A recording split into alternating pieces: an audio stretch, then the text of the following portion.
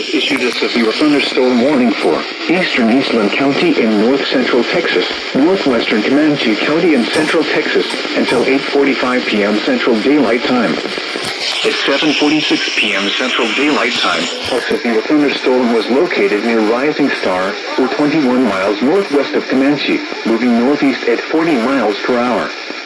Hazard, 2-inch hail and 65 miles per hour wind gusts. Source, radar indicated. Impact, people and animals outdoors will be injured. Expect hail damage to roofs, siding, windows, and vehicles. Expect wind damage to roofs, siding, and trees. This severe thunderstorm will be near Golden around 8:10 p.m. Central Daylight Time. Lake Leon around 8:15 p.m. Central Daylight Time. Other locations impacted by this severe thunderstorm include Kokomo, Staff, Side Springs, Carbon, Okra, Desdemona, and Olden. Yes. This includes Interstate 20 mile markers 347 and 363. For your protection, get inside a sturdy structure and stay away from windows. To report severe weather, contact your nearest law enforcement agency.